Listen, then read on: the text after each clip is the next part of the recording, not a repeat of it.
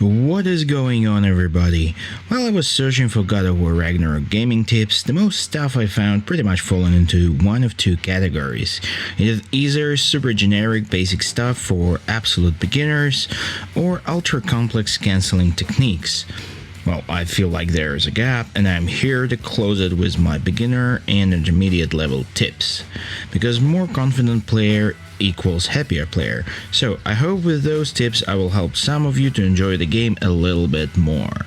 I will start from probably the easiest tip on the list, time triangle attacks. All three weapons have special techniques bound to triangle attacks. Whiplash for blades, Frost Awaken for axe, and detonation for spear.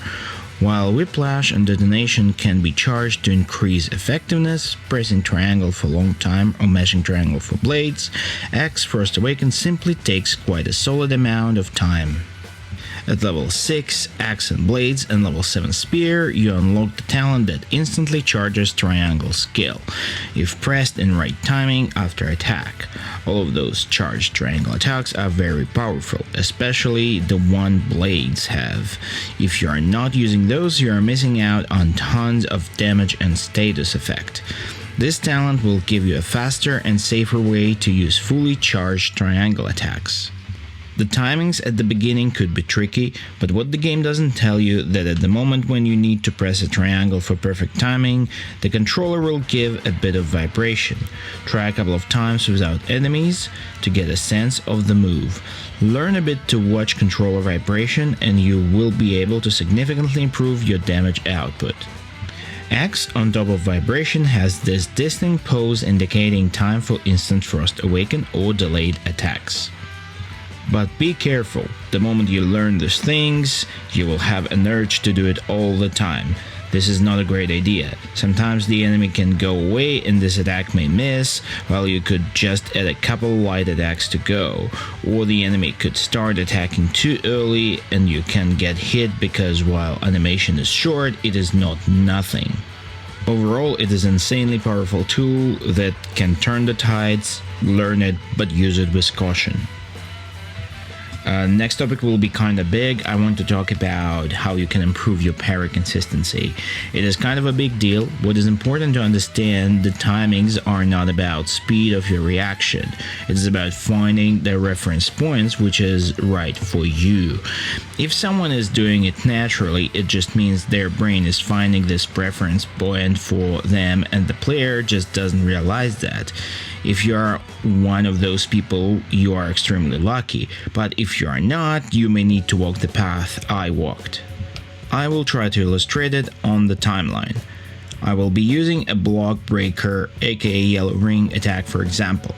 So, the start of the timeline is the moment when attack animation starts, and the end is where it connects with Kratos. If the shield is not fully up at this moment, you will take a hit. But if the shield is up for too long, your posture will be broken. For easier bosses, you usually still can roll out of broken posture and avoid the next hit. But from top bosses like Na or pretty much any berserker, the boss will follow you up and deal damage to you unless you interrupt it by entering Fury or Wrath. So, it takes some time to raise the shield, which means the latest moment you can press L1 is somewhere here, a bit before the contact, and then there's an earliest point somewhere as well. So the idea is that you need to hit L1 in this window to parry. Because we have a safety net in form of Fury or Wrath, it is better to start working your way from a slightly earlier point and moving it later and later till you get into the parry window. But how to improve consistency? All this area in the timeline is where you have to find your reference point. And because all of our brains are wired in different ways, different players will have different delays between reference point, occur, and pressing the button. If I say to you that to parry this Rolf's attack you need to use the moment where his arms are down, what will happen is the ones with lightning reflexes will be able to use it, but others will always be late and will feel miserable and unmotivated. But you shouldn't be, trust me. My reflexes are not that fast either. What you will have to do is just to shift reference point earlier. For some people this point could be when his arm's almost down, for some with slightly slower reaction, somewhere midway, for some just the start of arm's movement. And you know what? It is all the same. Doesn't matter if your reference point is at the beginning or at the end of the timeline. What matters is that you know where it is, and it will result in much more consistent parry. Big tip: you can actually deconstruct any timings in a similar way and almost in any game. I used a similar technique to finish Sekiro run with a bell and charm. We are halfway through the video, and if you are still watching, please consider subscribing. It helps me and channel a lot so I can keep producing content. The next tip I wanted to talk about is raising awareness of when you can cancel your attack by simply pressing block or rolling out of it. The reason I'm bringing this one up is that lack of this awareness did cost me many times, and I want to spare your time with it. If you have seen my gameplay videos, you might notice that I like forward dodge attacks on all weapons. Looks like a fast and safe gap closer, right? Wrong. Almost the same moment as the attack animation starts, you are committed to finish it. You can't cancel it, and this animation is pretty long. I can't count how many times I was performing these attacks and seeing the enemy having stagger resistance or falling back and quickly retaliating. And as soon as I see it, the next second I just watch how the inevitable scenario destroys my run, because nothing can be done in those circumstances. On the other hand, the axe-heavy attacks, which seems to be super slow, actually can be cancelled almost all the way to the end of animation. It means whenever you spot an unexpected attack coming your way, you very likely still can save it. So every attack has different frames where it can be cancelled, and it is a very good idea to raise awareness of it. Here are some attacks that have dangerously long uncancelable animations and that cost me a lot. Dodge forward and back attacks that I already mentioned. Combo finishers stuck you in animation for quite a while as well, especially the axe L1 to L2 finisher. Serpent Snare, if used on a boss or enemy who can't be thrown, will leave you vulnerable for the entire overhead attack that comes after the side one. Which is, by the way, a dramatic difference from iframes you get if you actually throw an enemy with it. Last tip for today will be about weapon swap. This game does a lot of work to motivate players to swap weapons in the fight. Different applications of weapons, elemental shields, vaporize, frost and extinguish flame skills, different running attacks, etc, etc.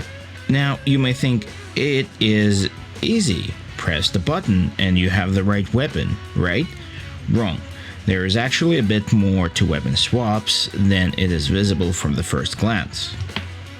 The biggest reason I'm telling you about it is that if you simply swap weapons while standing still, this swap won't be instant. You can treat it as any regular move that can be cancelled after a certain point. That means two things. First, swapping weapon in wrong time can cost you because you won't be able to block or dodge an incoming attack. Second, if you purposely or accidentally block dodge before this cancellation point, you may cancel weapon swap and find yourself with the wrong weapon. The big example is when you want swap weapon and use the runic attack, but input the runic attack a little bit too early, so you will actually input the runic attack of the existing weapon instead of the weapon you want to swap to.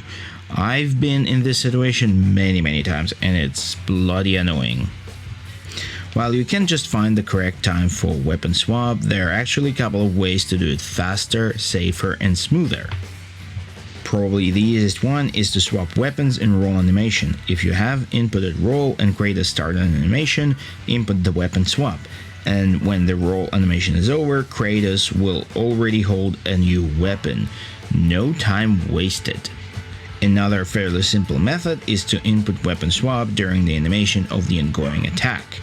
Unlike swap during dodge, it will cause short swap animation, but compared to swapping while standing still, it is nothing. What is interesting about swapping attacks is that you can kinda chain your combos into the next weapon. The easiest example will be attack where you have to hold R1. So let's check out the one with axe drag. If you press and hold R1 while staying still, Kratos will perform light attack, and only after this it will perform drag. But if you hold R1 mid combo, it will just drag it instead of the next attack. Cool part, it doesn't have to be an axe attack. If you input weapon change during attack and then press and hold R1 before this attack is over, Kratos will drag the axe immediately after it takes it in his hands without performing a light attack. There are so many combos you can do with it, but before you go and play with that, I want to shift your focus again on my initial point. Swapping weapons while standing still is slow and can cost you, so try to avoid it. And this is it. This is my 4 tips for today.